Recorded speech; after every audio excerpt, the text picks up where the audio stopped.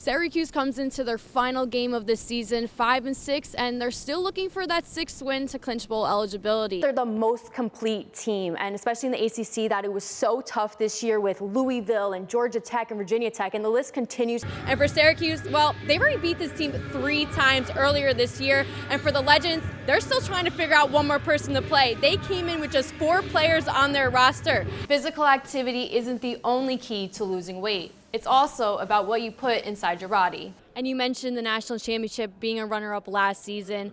Does that give you a little bit more motivation coming into this season? The worst record in the WNBA last year, 6-26, but they did have the most draft picks with 7. Some stars as Lexi Hull from Stanford and Destiny Henderson from South Carolina also joined the team. You're gonna wanna remember this name.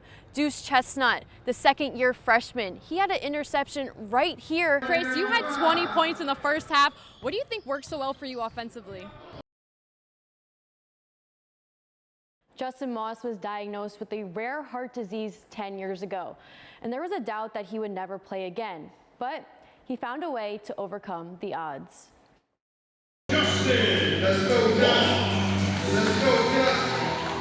Justin fell in love with the game of basketball at the age of 5, and he pushed himself to become the best basketball player he could be to get that D1 scholarship. Try to get that free education, go to college, so I can better myself. Justin received multiple offers across the Mid-American Conference, but the University of Toledo stuck out the most to Justin and his former teammate. We were planning to go there together and tear up the college scene. That was our dream right there. But that dream quickly shattered in a blink of an eye. Waking up at 6 a.m. every morning to go practice and play a game, and then have them tell you you can no longer, do the sport that you love. Hypocardiomyopathy, a rare heart disease that sidelined Justin's college career at Toledo before it even started. Then I went to see a specialist in Boston for my heart, and that's when they told me you can no longer play. He had a defibrillator inserted shortly after and returned to the court thanks to his former coach, Nate Oates. After playing at Indian Hills Community College for a season, Oates called again and brought Moss back to the D1 level. At Buffalo, Justin was named the MAC Player of the Year in 2015 and shortly after began his professional career. He played in multiple different countries but came back to the United States during the pandemic. Mike had his eye on him for a while. We knew he was in the TBL doing a great job, so he was somebody that was, on our radar. Now that the Stallion season is over, Justin continues to make an impact on the community. I just want to inspire people who may have similar situation as me, or just show people that this game can take you anywhere you want to go. Now, although the Syracuse Stallion season has come to an end, Moss will continue his basketball career in the basketball tournament, playing for the Blue Collar U, representing the University of Buffalo.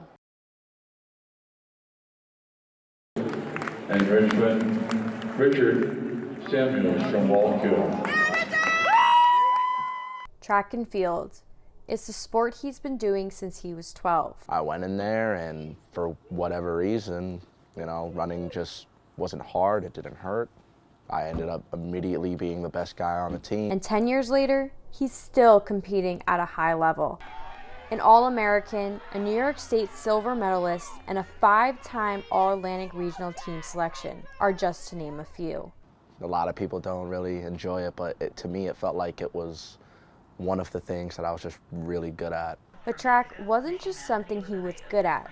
It was also the thing that kept him going. I have to keep myself focused, and I loved it so much that it made sure that I was staying on top of my grades. Behind all the smiles and medals, there was something bigger going on inside him. It was like dark, and you could just you could feel the mood was really down, and that's not like him. It was freshman year when he realized he had inherited his mother's depression. After keeping it inside for so long, he gained the courage to speak up. It got to a point where I felt like I needed to tell someone. And once I told someone, once we had the conversation, it just got better. It felt better. It felt nice to talk about it and be heard, of course. And the pandemic didn't help with his depression. After traveling down to North Carolina at a chance to become an All-American, it was cut short due to the pandemic. Obviously, we were really excited for Rich. He was the only distance kid going, and we were rallying behind the fact this kid's coming back an All-American. But luckily, he still has another season of doing what he loves while pursuing his master's degree. I knew that I wanted to get out there. I wanted to be ready for when the time comes, when I'm able to compete again.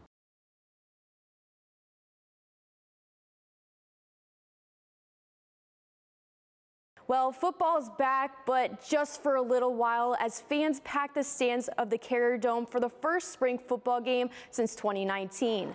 The leading rusher in the ACC, Sean Tucker, along with quarterback Garrett Schrader, they're both healthy scratches, but with Schrader on the sidelines, redshirt freshman quarterback Justin Lanson got the start, and he's working against that second-team defense, and Lanson connects with Amari Hatcher to put the first touchdown on the board. The transfer Dan Villari's time to shine, but it won't be on this play as Jahar Carter steps in front of the receiver, picks off Villari, and the defense, they're fired up after that play. But going on to the next play, New Jersey Gatorade Player of the Year, LaQuint Allen takes this one to the house, 41-yard touchdown for the freshman. And moving over to hockey, the New York Rangers thought they had this series in the palm of their hands, but after Game 3, Syracuse Crunch's big brother, the Tampa Bay Lightning, are looking to tie the series tonight. It's the matchup every Syracuse women's lacrosse fan has been waiting for, hosting the #1 ranked Tar Heels in front of their home crowd. And wow, did the fans show up. Megan Carney did start on senior day after missing the past 2 weeks. And speaking of Megan Tyrell scored the first 3 goals in the first quarter, tying this game at 4 after 1. Second quarter, Megan Carney gives Syracuse the lead with her 26th goal of the season. Good to have her back on the field. Late in the second, Natalie Smith with the goal to tie it at 7 going into halftime. Happy opening day, the Scranton Wilkes-Barre Rail Riders visiting Central New York for a 6-game series. And what a beautiful day it was for opening night. Top of the first, Oswald Peraza hits this one deep at the wall, and see ya! 1-0 lead for the Rail Riders, and later in the first, 2 outs, 1 man on base. It's going to be Ronald Guzman. He hits this one into center field, and it's an RBI single for Guzman, puts the Rail Riders up 2 early. But moving over to top of the 8th, a man on first and second, Esteban Florio launches one deep to right field for the 3-run homer. Rail Riders win on opening day 5-0. They'll have a rematch tomorrow night.